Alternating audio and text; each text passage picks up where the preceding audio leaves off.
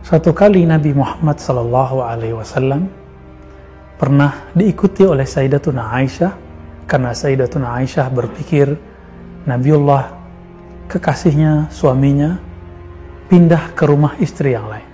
Ternyata Nabiuna Muhammad SAW berziarah di Maqbarah Baqi', yang beliau doakan, Allahumma maghfir li ahlil Baqi', ya Allah ampunilah orang-orang yang berkubur di Baqi'. Makanya sampai hari ini orang ingin dikuburkan di Baqi' karena mendapatkan doa dari Sayyidina Nabi SAW. Ketika Aisyah mendapati Nabi sedang bersalam, berdoa, bahkan beliau terharu melihat orang-orang Baqi', maka Nabi menyapa, wahai Aisyah. Lalu Aisyah lebih kurang menyampaikan apa yang dia pikirkan. Lalu Nabi mengatakan, itu karena engkau mempunyai syaitan atau qarin yang membisikkanmu. Dan Nabi SAW mengatakan, Allah mengislamkan qarinku, mengislamkan syaitanku. Maksud qarin di situ adalah qarin yang lebih halus dari jin. Syaitan di situ maknanya juga qarin, karena syaitan pada hakikatnya tidak pernah Islam. Apa dalilnya? Di masa Sayyidina Musa alaihissalam, dengan hadis yang sahih riwayat Imam Bukhari, iblis dan turunannya syaitan datang kepada Sayyidina Musa dan mengatakan, hei Musa, ente kan kalimullah, engkau kan orang yang berdialog langsung dengan Allah. Bagaimana caranya bertobat kepada Allah? Jadi ternyata iblis pernah insaf, tapi insafnya hanya setengah jalan. Maka kita yang tidak pernah insaf kalah daripada iblis. Lalu datang kepada Sayyidina Musa. Apa kata Sayyidina Musa? Itu kubur kakekku Adam, sujudlah kepadanya. Mengqadha sujudmu yang dulu engkau tunda ketika di surga. Apa jawaban iblis? Hei Musa, di saat dia hidup pun kami tidak mau sujud, apalagi ketika dia telah mati berbau tanah. Maka bertambahlah sombongnya iblis. Iblis ini, teman-teman yang dimuliakan Allah, dulu bergelar Khazinul Jannah atau Haris. Dalam bahasa Ibrani disebut dengan Azazil. Azazil berarti malaikat yang punya keperkasaan, yang mempunyai Ismul A'zam, yang membuat para malaikat-malaikat yang lain merasa hormat dan segan kepada malaikat ini. Cuma karena dia merasa dirinya lebih canggih, lebih dekat kepada Allah, akhirnya dia lupa diri dan tidak terima jika ada orang lain yang Allah pilih selain dirinya. Sahabat yang dimuliakan Allah, maka Azazil kemudian ingkar, aba wastakbara. Dia menjadi enggan, dan karakter awalnya merasa lebih dari orang, Allah munculkan dalam Al-Quran ini, wastakbara.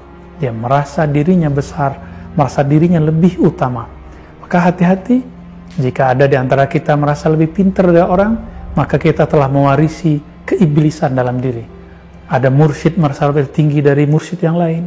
Khalifah seorang thariqat, muqaddam seorang thariqat merasa lebih tinggi dari muqaddam yang lain. Salik, murid thariqat, mahasiswa, profesor, doktor merasa lebih dari orang lain.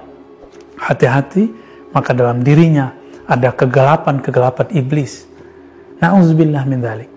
Sahabat yang dimuliakan Allah, lalu apa bedanya dengan syaitan? Syaitan itu menjadi karakter. Salah satu karakter dari iblis adalah syaitan, yang mempunyai tugasnya adalah menyampaikan zukhrufal qaul. Begitu yang dikatakan dalam surah Al-An'am. Dalam surah Al-An'am, Allah mengatakan bahwa para nabi, setiap nabi, Allah berikan tantangan musuh dari kalangan dua jenis. Pertama, setan dari kalangan manusia, yang kedua, setan dari kalangan jin. Berarti setan itu tidak hanya bertubuh halus, tapi bisa juga bertubuh seperti kita. Ciri-cirinya apa? Zukhrufal qaul. Mereka menyampaikan kepada teman-temannya, komunitasnya, grup-grupnya, zukhrufal qaul, kata-kata dusta, hasutan.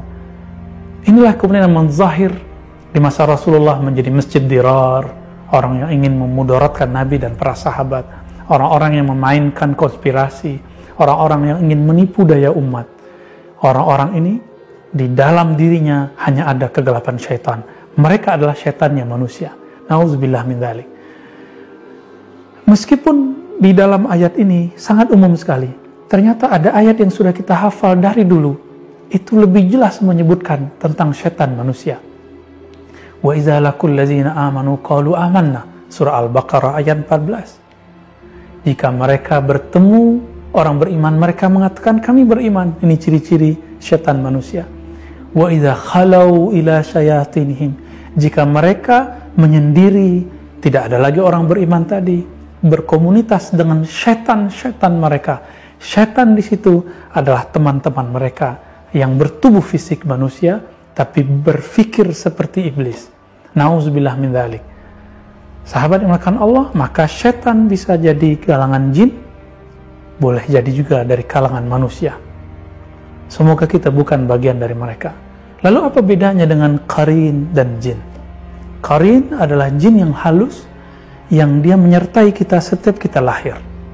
Nabi juga ada qarinnya. Inilah qarin yang diislamkan oleh Allah SWT pada Nabi. Maka qarinnya Rasulullah telah diislamkan. Sebenarnya Nabi juga mengislamkan qarin-qarin para sahabat. Begitu juga di akhir zaman, qarin-qarin itu ada tetap dan mereka masih hidup. Jadi qarin-qarin ini Allah panjangkan umurnya. Lalu sahabat yang makan Allah, jin itu sendiri apa? Jin itu bahasa Arab yang berarti makhluk halus yang tidak terlihat oleh kasat mata. Maka orang gila pun disebut majnun, satu akar kata dengan jin. Jannah, ya, satu akar kata. Sesuatu yang tidak terlihat disebut jin. Tetapi bagi orang-orang yang sensitif secara hawas, yang kemudian disebut indera keenam kah itu atau kasyaf kah itu, mereka kadang-kadang Allah kasih lihat. Bukan dia yang melihat, tapi Allah perlihatkan. Tapi ingat, ini bukan pertanda orangnya sakti, orangnya hebat. Justru ini musibah baginya. Karena akan terganggu setiap saat. Ini yang dikatakan Nabi, seandainya engkau melihat mereka, tentu dadamu akan sesak. Ya. Maka kita beruntung. Inilah yang dikatakan Ta'illah, al-man'u ata. Jika Allah melarang, menahan satu pemberian kepadamu, Allah sedang memberimu. Melarang mata kita, menahan pandangan kita untuk tidak melihat genderuwo, kuntilanak, tuyul, atau nama-nama jin lokal. Itu jin lokal. Jika di Arab sana ada Ummu Sibyan, ada namanya Dasim. Dasim ini syaitan atau jin yang bertugas memecah belah keluarga, sahabat dengan sahabat, teman dengan teman, perceraian. Dasim. Ada macam-macam nama jin. Ada Walhan atau Walahan yang bertugas mengganggu kita lagi sholat, lagi wudhu, lagi baca Quran. Jika saya, antum semua merasakan ragu lagi sholat, ragu lagi wudhu, berarti Walahan sedang bekerja. Coba baca kalimat ini. A'udzubillah minasyaitonirrajim, bismihi Walhan. Aku berlindung kepada Allah dari syaitan yang dirajam, yang bernama Walhan atau Wilhan. Insya Allah, syaitan ini akan pergi. Nah, inilah perbedaannya. Iblis adalah rajanya, asal dari semua ini. Pengikut-pengikut iblis ini dinamakan setan.